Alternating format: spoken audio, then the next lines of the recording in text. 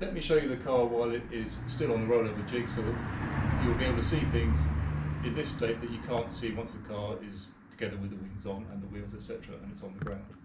So starting with the inside of the front wing, we've got a repair patch here to the inside of the front wing, and this section here on the top has also been repaired. This area here, which is where the master cylinders go and the pedal box goes underneath it, that's all been repaired. The captive nuts have all been put in here, and the same thing here where the throttle cable goes. And again, the captive nuts have been put in there so that it can all be fixed back together properly. Coming round to the side here, we've got a new section here, which is the inner wing reinforcing panel, and below that we've got the front of the driver's footwell with the castle section coming up here. These splash guards are obviously in place, and that's been welded on there. And coming round to the side, you can see the inside of the driver's footwell, that's been replaced, and down here you can see the front part of the outer sill, which is normally hidden by the front wing, and this is being welded onto the A-post here. Coming along the car, the sill continues underneath the car. This bit's always visible. Then the part you won't be able to see is under the rear wing repair patch here, and that will need some body filler in there to make it all look nice. Coming round to the passenger side of the car, not quite so many repairs here, but there are some repairs to the front of the passenger footwell, with the castle section again here coming up. Again, similar to the driver's side, it's had a complete sill replacement, and here is the outer sill, which is visible at the moment without the wing. Some repairs also to the inner front wing there, and it's been fixed onto the A-post as well, welded on around here. Similarly, the lower part of the rear wing has been repaired and patched in place, but this will need some body filler just to tidy it up a bit. And we'll flip the car over so that we can see the underside and the work that's been done on that. So let's go around here. And here we go. I mean, this also makes working on the underside of the car vastly simpler, a lot easier, and I think it allows a much better job to be done. Welding upside down isn't fun at the best of times, so being able to do it standing up is a huge bonus.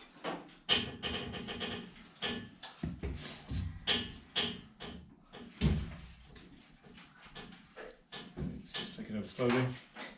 So here we have the castle section, which has been completely replaced, as you can see, from front to back.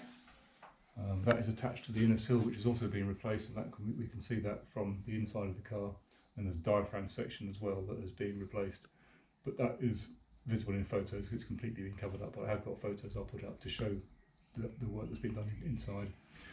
As you can see, it's got the correct jacking point on there. Inside there, the jacking point reinforcer has also been put in place, and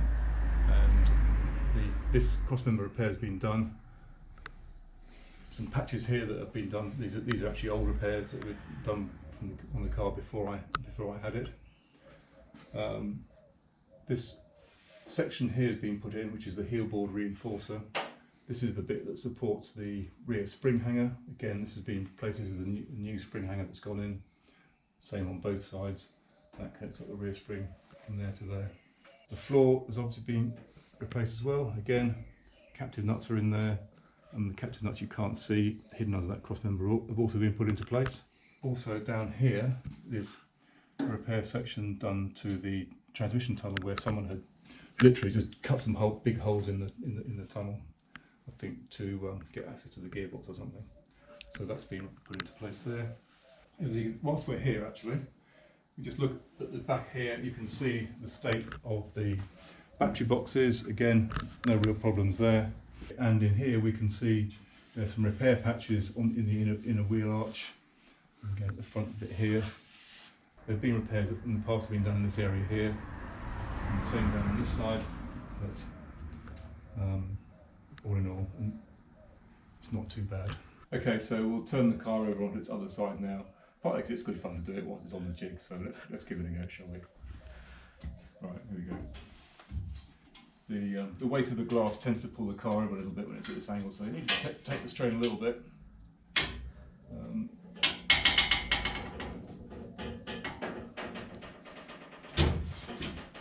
However, once the car's level like that, it's pretty much balanced. Let's carry on turning it. There will be a few creaks as it goes over.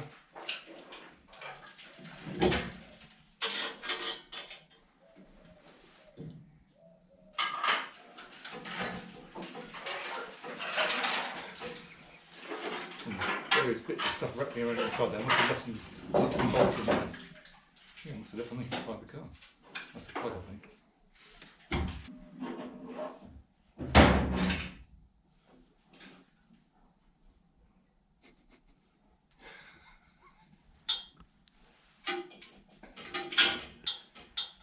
Right, and here we have the driver's side of the car up in the air.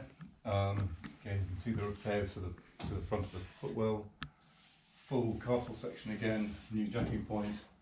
So we've got a new section of chassis leg in here, and a new mount for the gearbox cross member.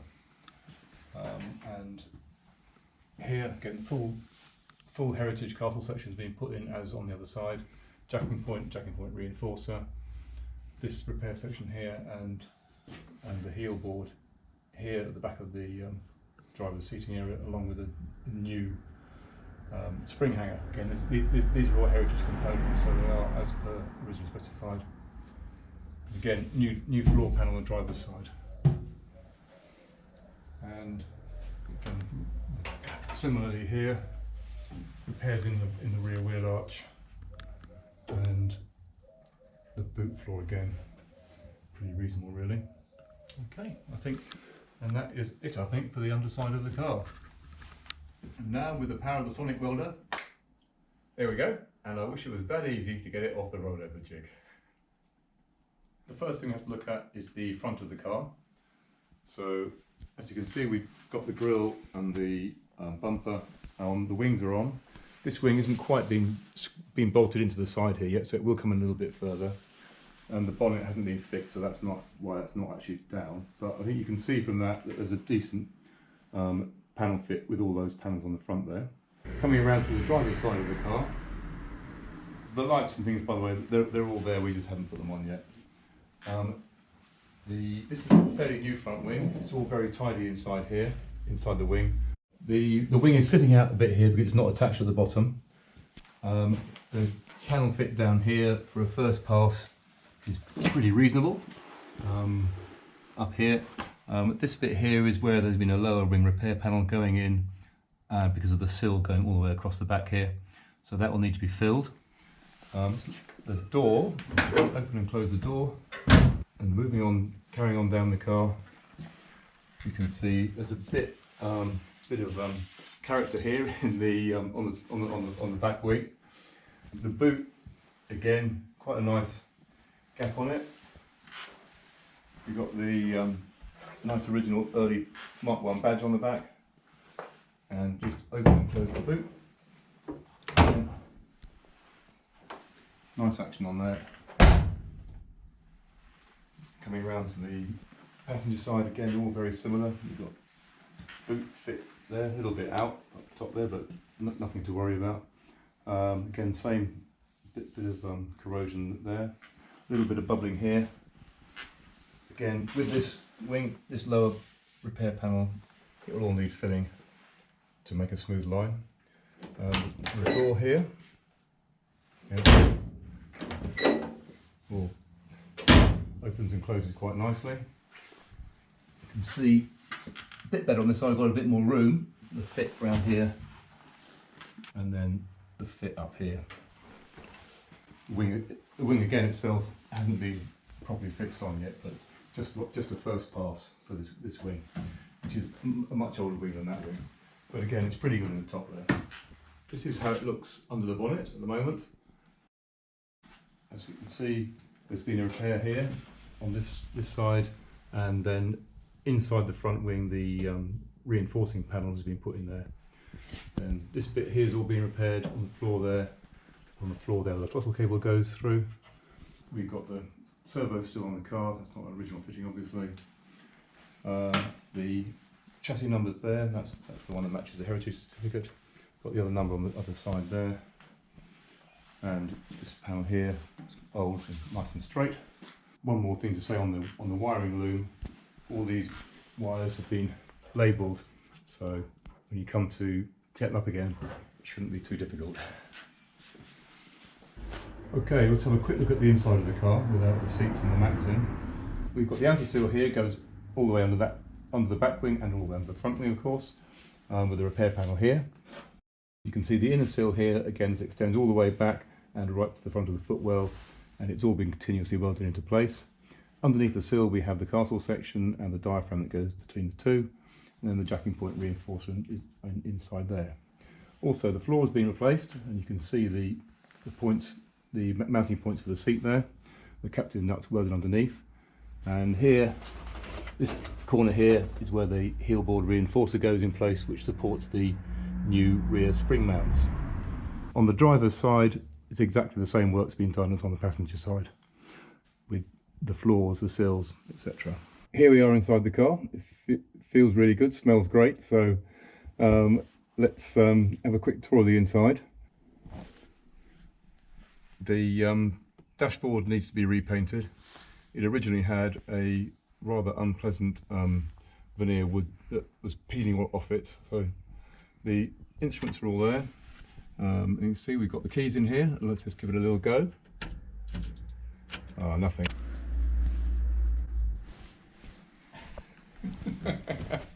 One more thing to show you. We've got here a pile of rust. This is most of what came out from the passenger side.